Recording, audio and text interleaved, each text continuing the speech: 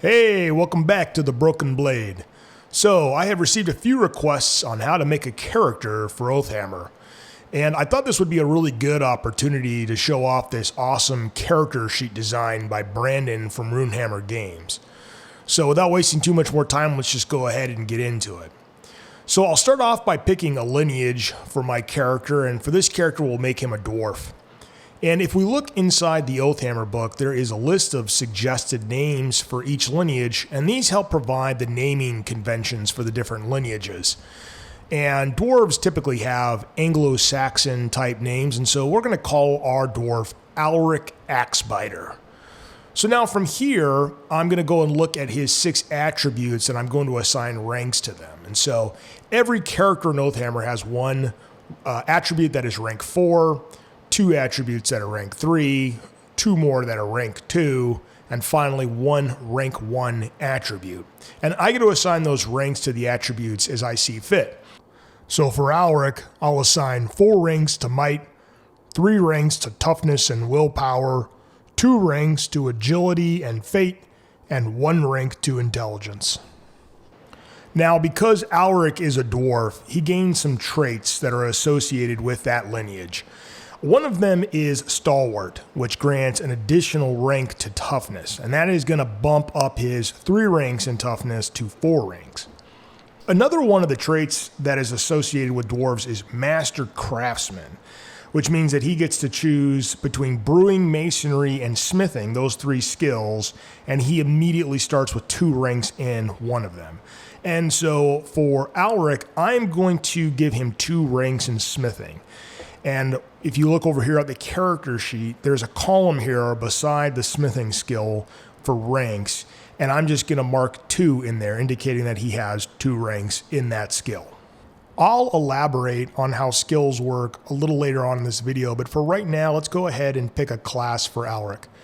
So I'm going to choose the Knight class, and we can see that with the Knight class comes some starting skills. And similarly to how I marked in those 2 ranks for smithing, I'm just going to go through this list of skills, and I am going to fill in how many ranks each one of these skills gains based on my Knight class. In Oathhammer, characters can gain abilities and improvements called special traits. And my class provides me with 2 of these traits, Chivalrous and Focus Strike. So I'm just going to come over here to this box to the side. I'm going to record these 2 traits, and then I'm just going to put in some brief notes just so I can remember what it is that they do.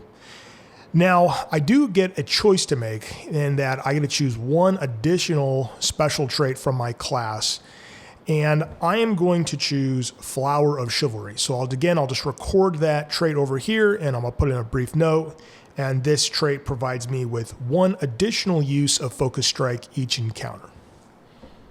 The other thing that my class provides is some starting equipment.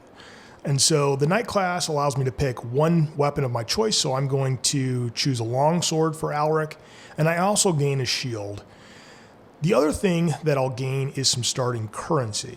And I'll just indicate over here on the character sheet how much starting currency I have, and I can also use this starting currency to buy equipment that my character will start with. And so with my starting currency, I'm going to buy a travel pack and a torch for Alric. And so we can see over here that equipment is tracked using item slots. And some items occupy more than 1 item slot, as you can see here with the shield and the travel pack. And so I'll just make sure that I indicate here that these items occupy more than 1. But for the most part, most items will occupy 1 item slot. And so all you have to do is fill in the item into one of those slots. Now, characters begin with 10 item slots plus 2 additional item slots for every rank in might they have. And so Alric, having 4 ranks in might, would ordinarily begin with 18 item slots, but because he's a dwarf, he gets 2 more additional item slots for a total of 20 item slots. So while we're on the subject of equipment, let's look at the other sections on the character sheet that relate to gear. So over here, we record whatever weapons our character possesses. So we can see that Alric has his longsword and his shield. 1 column here is for the reach of the weapon. Another column is the base damage that the weapon deals. Another column here is for the armor penetration of that weapon, and then finally whatever traits those weapons possess. Then over here, we have a section for armor. So because Alric is a knight, part of his starting equipment is heavy mail. So he'll just record what kind of armor he's wearing, and then he'll put it over here under AV, the armor value. So that's how many dice he'll roll for his armor rolls. And then there's also the penalty, this -1, which is going to be the penalty he'll incur to his acrobatics checks and defense rolls while he's wearing that heavy mail. And then finally, I'll also record any traits that armor may possess. In this case, his heavy mail has clinging and reinforced. Characters also have essentially item slots for magic items because magic items fall within various categories. A character can only ever have one focus type magic item, 2 trinkets, and 2 talismans. And so over here on the character sheet, every time I gain a magic item, I will indicate which one of these magic item slots it fills, so I know how many more magic items and which different types of magic items my character can carry. Now that I've chosen a lineage and a class, one of the next things that I need to do is declare 3 oaths for my character.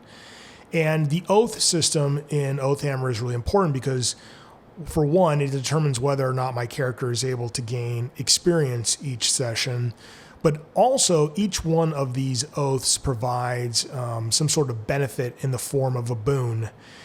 And so over here you can see that my character has declared the oath of courage, the oath of diligence, and the oath of faith.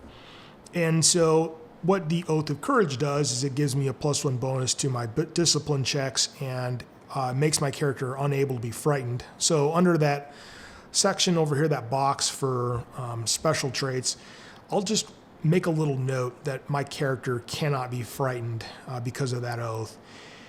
And then for diligence, that allows me to roll black dice for carpentry, masonry, and smithing checks. And so when we touch on skills here again in a little bit, I'll show you where I document that. And then finally, for the Oath of Faith, I get a +1 bonus to spell saves. And so over here, you can see that there's a spell save modifier. I'm just going to go ahead and mark in a +1 right there. So let's go back to the skills section of the character sheet so we can go into a little more detail about how to record our skills. And so as I mentioned before, beside each one of these skills is a column labeled skill ranks, and that's just where I'm going to indicate how many ranks I have in each one of these skills. Besides that column is a column labeled modifier. And for the most part, this is where I'm going to record how many ranks I have in a skill's governing attribute.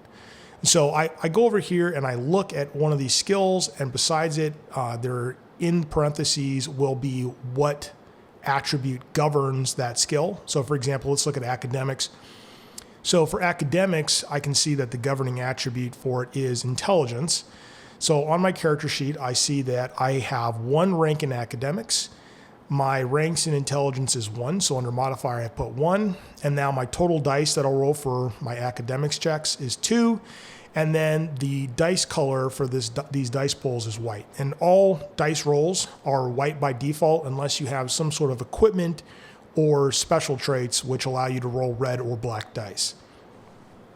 For the most part, determining how many dice we roll for a skill check is really easy, though there are going to be times when that calculation becomes a little more complicated. And I wanted to go over some examples of that on this character sheet.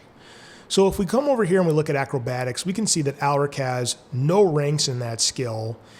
And ordinarily, under the modifier column, it would list 2 because the governing attribute for acrobatics is agility, and Alric has 2 ranks in agility. However, because Alric is a dwarf, he has the ponderous trait, which imposes a -1 penalty to his acrobatics checks. And as we mentioned earlier, he's wearing heavy mail, which imposes a further -1 penalty to acrobatics checks. So his modifier of 2 from his agility now gets taken down to 0 because of those 2 cumulative -1 penalties. But besides the modifier column, we'll see that Alric still gets to roll 1 die for his acrobatics checks. And that's because a character always gets to roll a minimum of 1 die for a skill check, regardless of what kind of penalties are imposed on it. We can see that there are a few skills with 2 governing attributes. For example, if we look at fighting, we see that both agility and might are listed as its governing attribute. And that's because fighting by default is governed by might. However, if a character is wielding a melee weapon with the nimble trait, they can choose to use agility instead of might as that skill's governing attribute. So when I'm documenting skills like this on my character sheet, under the modifier column, I will include the modifier for both when I'm using agility and when I'm choosing to use might. And then therefore, I'm also going to have 2 different values under the total dice column, just depending on which one of those 2 attributes I'm using. Like for example, if we also look at defense similarly has agility and might listed as governing attributes, and that's because defense by default is governed by agility. However, a character in melee can choose to use might as their governing attribute for a melee defense roll, which sort of represents their ability to parry attacks.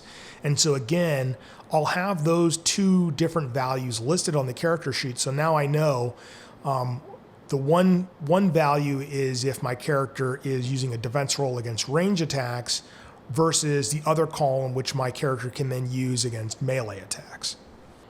Finally, we'll come over here to luck points and grit points. And for luck points, the number of ranks in Fate determines how many starting luck points a character has. So Alric has 2 ranks in Fate, therefore he begins with 2 luck points. Now for grit points, that is going to be calculated by adding together the number of ranks in a character's toughness attribute plus the number of ranks they have in the resilience skill. So Alric has 4 ranks in toughness and 2 ranks in resilience, giving him a total of 6 starting grit points. And that pretty much does it. We now have a character for Oathhammer. And as you can see, character creation for this game is really simple and fast. And navigating this character sheet in play should be really easy. When you're going to make a skill check, all you have to do is look and see how many dice you roll under the total dice and what kind of color those dice are. And calculating how many dice you roll for any skill check is also really easy. Most of the time, it's just a matter of adding together your ranks in the skill plus that skill's governing attribute. As we mentioned earlier, sometimes there are going to be additional modifiers, which is going to make that calculation a little more difficult, but again, it should be really, really simple. If I missed something, if you guys have further questions about how character creation works, how to use this character sheet, please leave me comments below, and I will make sure that I try to respond to each and every one of them. Thank you so much for stopping by. And just for you guys, so you guys know, Oathhammer right now, you can still pre-order it. Not a lot of time left.